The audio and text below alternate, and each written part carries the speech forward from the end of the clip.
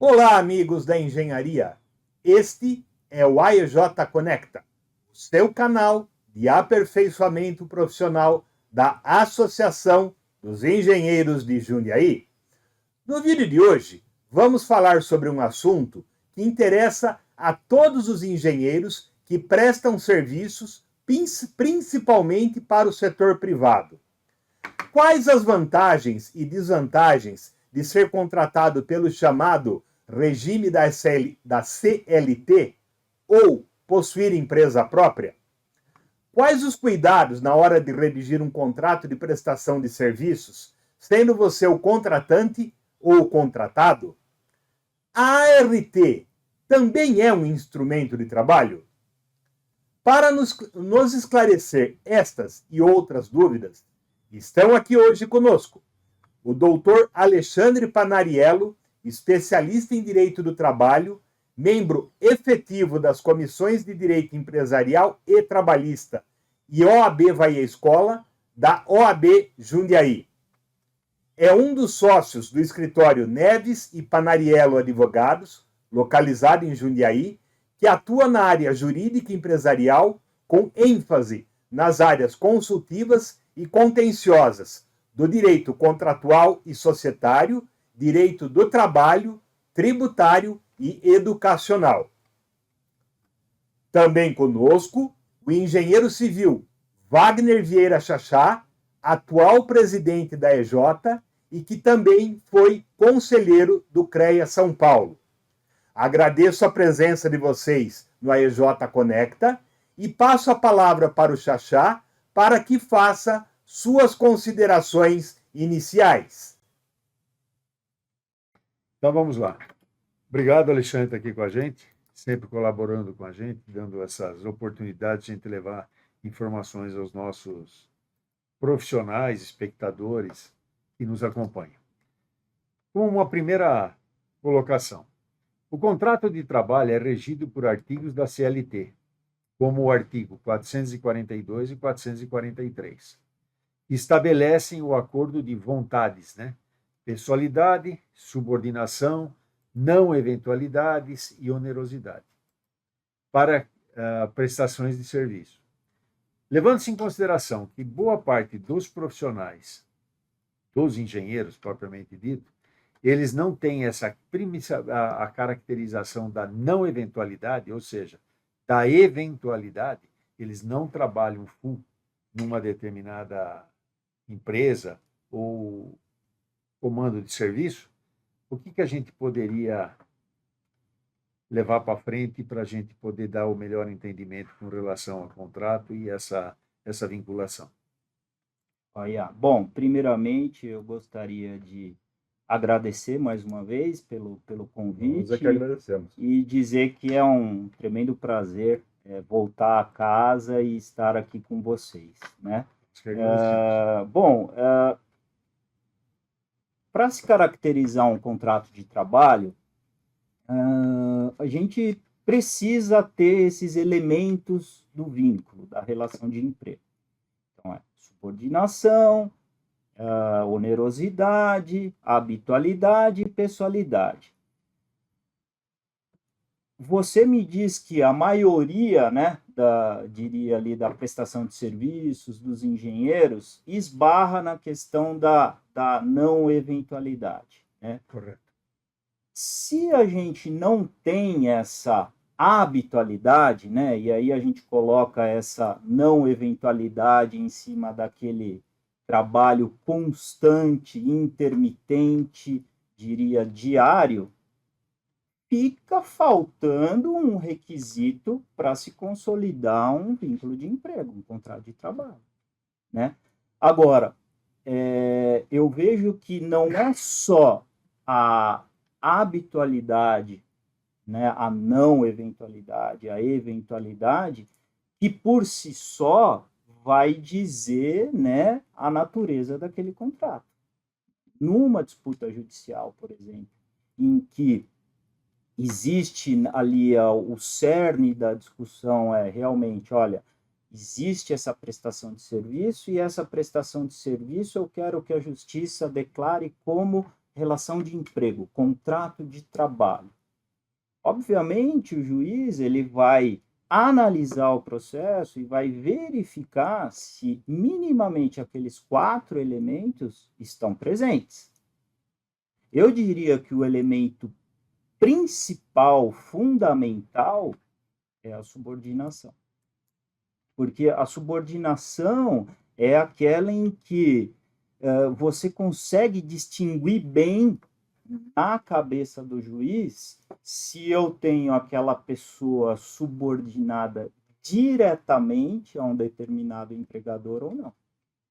Né? Então, eu acho que o fato da prestação de serviços dos engenheiros, muitas vezes, não ter essa habitualidade, né, pode afastar um contrato de trabalho, mas eu não diria que em 100% dos casos, das questões, o fato do não eventual é suficiente para... Essa sua abordagem está em cima do CLT, mas ele poderia, por exemplo, um engenheiro que está contratado como PJ, ele tem uma empresa e é contratado, mas ele está se submetendo a esse contratante aí, isso pode caracterizar uma relação de trabalho, mesmo ele sendo PJ? Olha, excelente colocação, Silvio, porque a verdade, a gente vê muito disso, né? Existe uma contratação, num primeiro momento, amparada por um contrato autônomo, PJ, mas que o dia a dia daquela prestação de serviço, ela não se equipara a um contrato PJ. E aí, aquele engenheiro, aquele prestador de serviço, ele é subordinado diariamente, o requisito da pessoalidade, ou seja, a empresa contratou ele para fazer aquele serviço, e aí ele não é substituído. Então, você pode sim chegar lá na frente e ter uma nulidade, a justiça declarar nulo aquele contrato de PJ e reconhecer a relação de emprego, um vínculo de emprego. Isso é possível. E é comum? Eu acho que depende muito do segmento, né? Veja, temos alguns segmentos que é muito natural, já até é costume do determinado segmento focar para determinadas atividades a contratação somente de PJ. Agora, tem outros segmentos que você varia entre PJ e CLT. Eu vejo assim, falando da classe dos engenheiros, né? Merece o quê? A atenção, a cautela, por exemplo, do engenheiro contratado, diante de um contrato de prestação de serviço PJ, verificar o quê? Eu tenho autonomia ou eu sou inteiramente subordinado àquela empresa? Né?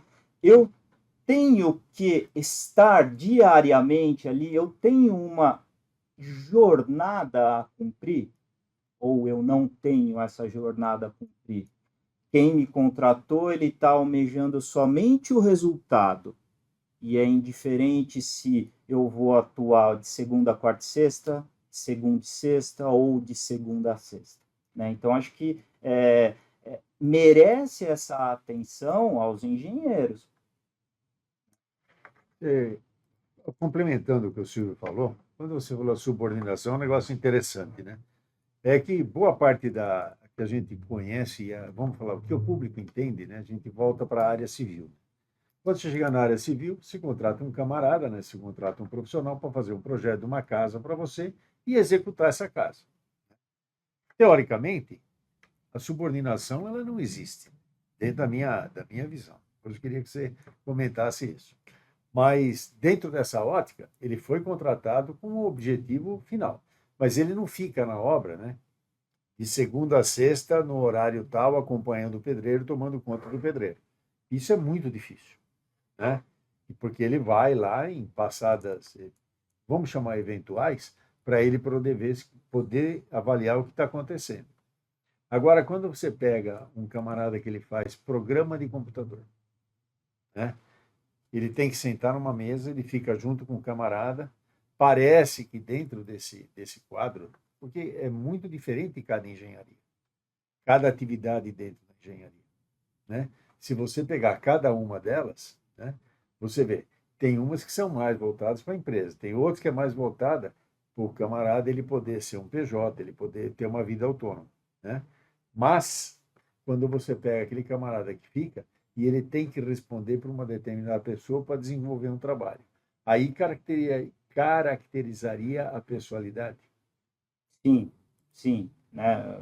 Veja, ele está contratado para a pessoa dele entregar um serviço, entregar uma tarefa diariamente, cumprir com uma atribuição que é dada a ele. Então, você se aproxima, temos aí a pessoalidade, né? Agora, E não está caracterizada a eventualidade dentro dessa situação. Não.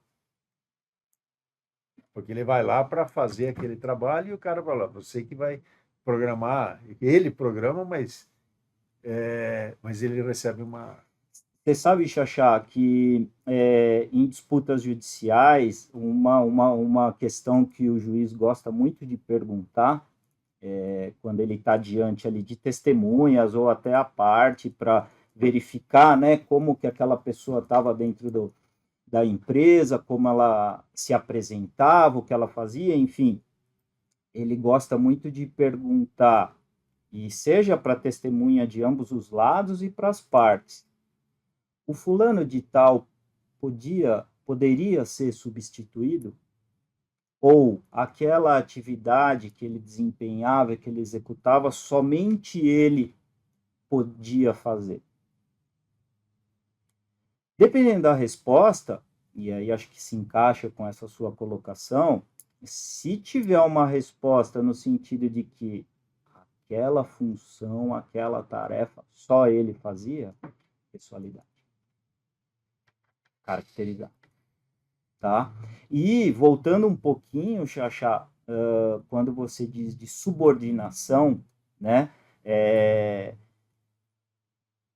Juridicamente falando, a gente tem dois tipos de subordinação. A gente tem a subordinação jurídica e a subordinação técnica, né?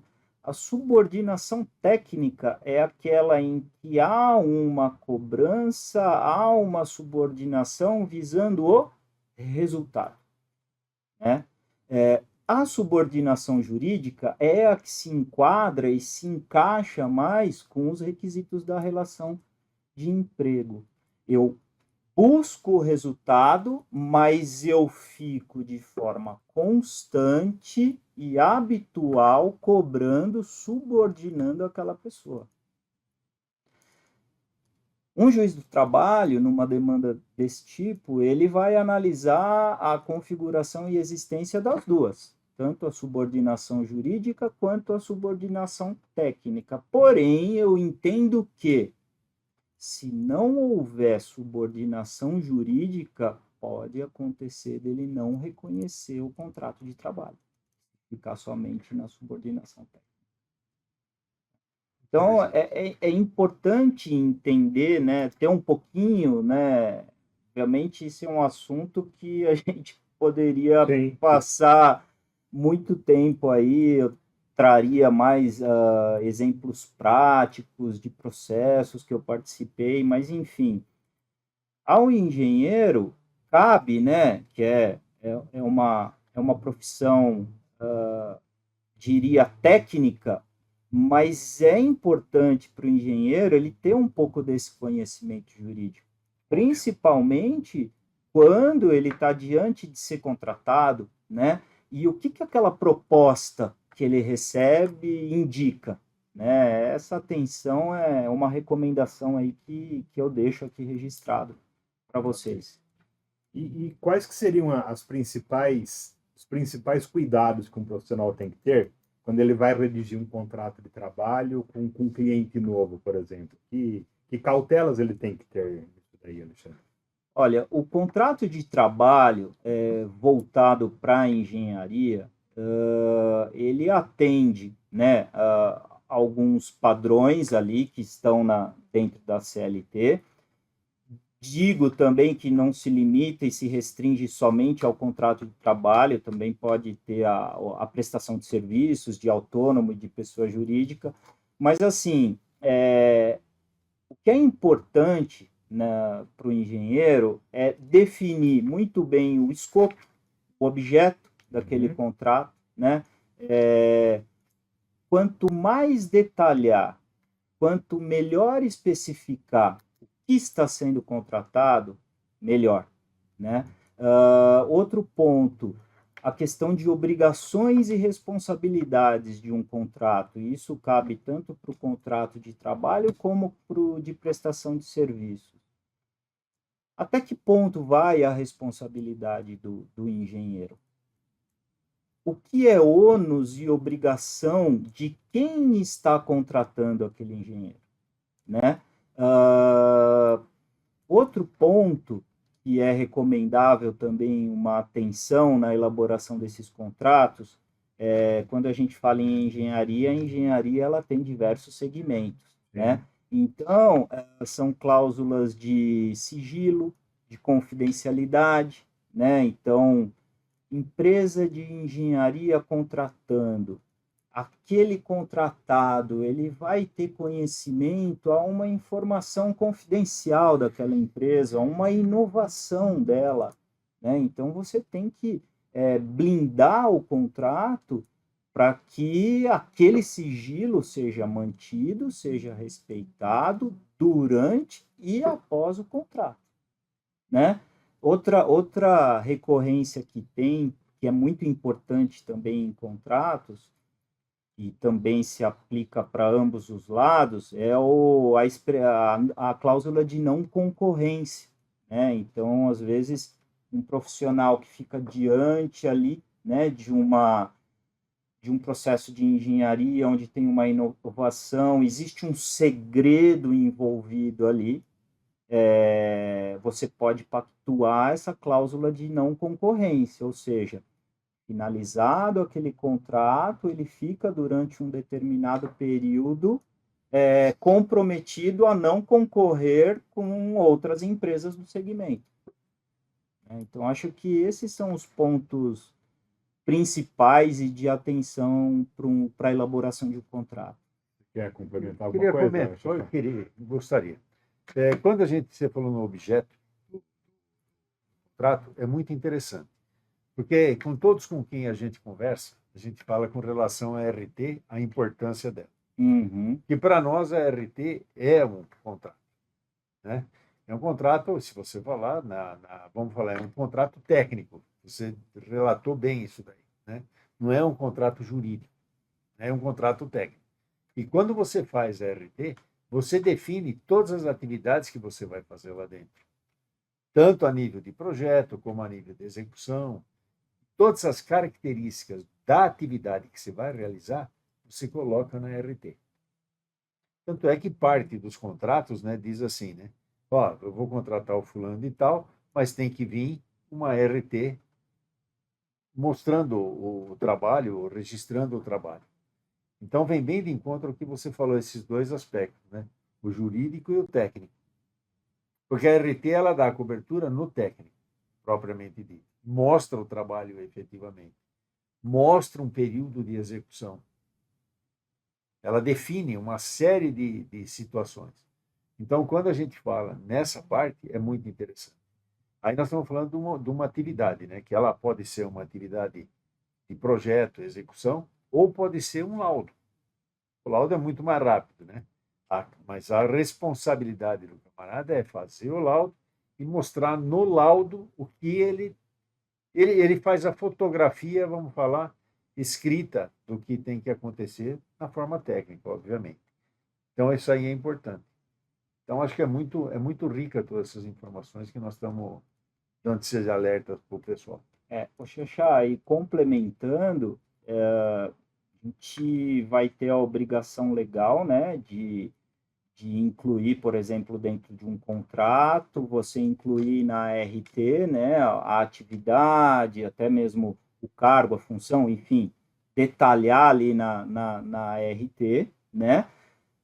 Obviamente, para quê? Para essa questão estritamente técnica, né? Até para amanhã ou depois ser fiscalizado, né? O profissional. Porém, se a gente vem na minuta do contrato, e aí a gente entra no âmbito jurídico, e a gente detalha exatamente o que está na RT para dentro do contrato, seja contratante, seja contratada, ambos terão instrumentalizado e com poder jurídico o que efetivamente ficou combinado. Indiscutivelmente. Né? Então, aí surge ali, por força do contrato, cobrança, entregou, não entregou, fez ou não fez, né? E, por outro lado, eu fiz, entreguei, conforme contrato, pode me pagar. Né? Então, é por isso que eu, particularmente, quando eu vou redigir contratos, eu gosto muito de esgotar essa cláusula do objeto contratual. Prestação de serviços em engenharia. Ok. Que tipo de serviço? Eu, engenheiro, deixando isso no ar, eu posso amanhã ou depois ser cobrado de um serviço Que não estava no teu escopo. que não estava no meu escopo. E Correto. vice-versa. E você lembrou bem a parte do valor, né? Porque a RT também ela define, né, um valor de obra, né? Apesar de quando você fala, mas ela não define prazo de pagamento, prazo de... ela fala assim, a obra vai custar 1 milhão, né? A obra vai custar 1 milhão. Agora, quanto você vai receber está dentro do contrato propriamente dito. Então, essa parte ela é muito importante. Eu acho que deve ter alguns segmentos que, salvo engano, terão ali a contraprestação, o pagamento via medição. Sim. É bastante, somente na parte civil, é muito usual esse expediente, digamos assim. Né? Então, poxa, onde que eu vou amarrar isso? Volto a dizer, seja contratante, seja contratado. Contrato. A segurança do trabalho é o contrato, não o contrato que a gente chama. Tem finalidade o contrato técnico? Sem dúvida, né? Que nem você bem falou, né? O papel, por exemplo, do CREA é fiscalizar, né? E esse instrumento é um instrumento que orienta ele em atividades de fiscalização. Então, por isso que existe toda essa amarração, né? Então, vamos falar, é bem entendido isso na própria legislação prevista dentro do CREA. Pelo que eu entendi que você falou, Alexandre, acho que a gente pode inferir de que a ART ela é também um contrato de trabalho, porém ela não alcança todos os detalhes que um contrato de trabalho deveria conter. Seria isso? Eu diria, Silvio, que ela faz parte do rol de documentos que incluem aquele negócio, né? Então, você tem a ART como uma parte do contrato. É um escopo. Em que ela define a finalidade dela em cima da responsabilidade técnica. E o contrato, você amarra outra, você gera maior segurança jurídica. Né? Ela por si só, Silvio, eu entendo que não é suficiente. Eu ia chegar justamente aí. Se chegar um engenheiro com você que está com um problema com o contratante dele, e o único documento que ele tem, ART, você entende que é uma demanda muito frágil para o profissional? Não que ela seja frágil. Se numa situação como essa, o profissional ele tem um contrato, ele tem onde se amarrar. O caminho fica mais fácil. Mais fácil. Se não tem o contrato, então se não tem o contrato eu perdi? Não. Vai ter uma prerrogativa legal que, se não há um acordo formalizado, vai para o preceito da lei. Então, obviamente, a gente vai para a legislação do CREA, a gente vai para a legislação do Código Civil, né, para definir isso. Agora, se você tem o contrato, você inibe esse tipo de discussão, né? É até questão de prova, exatamente.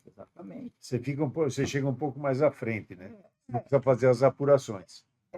Fica o pago, não pago, feito, não feito, lido, não lido, né? É isso. Mais claro, né? Porque, como você bem disse, né, Xaxá, o contrato é um acordo de vontades. Correto. Né? Então, se eu tenho aquele acordo de vontades formalizado, prevalece o que está ali. Ponto final. E para finalizar, respondendo a sua questão, Silvio, eu acho que isso também vai depender muito do que o engenheiro, nessa situação que você colocou, ele está diante. Por exemplo, ele está sendo cobrado por um serviço que ele não fez, né? Isso é muito subjetivo, eu acho. Mas eu afirmo que o contrato é imprescindível e fundamental. Com certeza. Xaxá, enquanto você é conselheiro lá, era comum aparecer esse demanda lá ou... Você diz por dia, por semana ou por hora? Não, falando sério agora, né? Levando a sério. Eu acho que me trouxe muita experiência, né? Que nos leva, né, a um bom entendimento de tudo isso daí.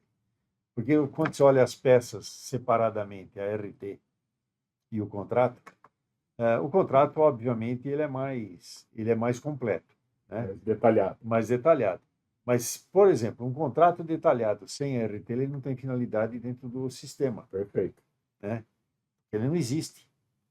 Porque se o profissional ele detalhou tudo num contrato, mas ele não tem a RT registrada, significa que a atividade não está registrada dentro do CREA. E quando você faz a RT, você coloca um profissional lá, o que ele tem? Você tem, teoricamente, você tem as atribuições profissionais calçadas, ou seja, ele pode fazer aquilo. Porque diante de todos os profissionais, né, tem o profissional de mecânica, não tem atividade da elétrica, o profissional da elétrica não tem da civil, e vai por aí por todas as engenharias. Né? Muito amplo. É, né? Muito amplo. Quando você fala que você tem 300 títulos de engenheiro, né, são 300 atividades, 300 atribuições, né, que a gente tem que, vamos falar, detalhar e entender. Agora é muito comum, mas as brigas mais comuns não é, na verdade, a irresponsabilidade de profissional que não fez o que tinha que fazer, em qualquer área. Você tinha isso, era muito comum, era muito constante, né? Tanto é que a gente tem que chegar e partir para a ética para poder resolver isso aí já passou da resolução, né? Você vai para a ética para poder equacionar as situações e mostrar para os profissionais que eles têm que agir corretamente. Então, isso aí é muito comum. Agora, tem outros que ele se compromete a fazer alguma coisa e não faz. Aí ele toma dinheiro do cliente e ele não desenvolve a atividade. Isso é muito comum. Né? E a falta de contrato, o contrato formal, é um problema.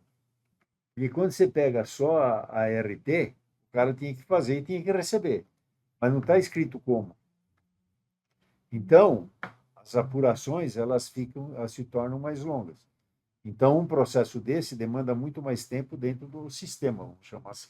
Ok. Essa é a parte mais delicada. E, por fim, tem as penalizações. Essa eu falo para você que também ela é muito comum, ela é muito presente, né? E tem muito profissional que fala que vai fazer e não faz. E os clientes vão reclamar. Mas aí ele não é, o CREA, na verdade, é um caminho, ele não é a solução.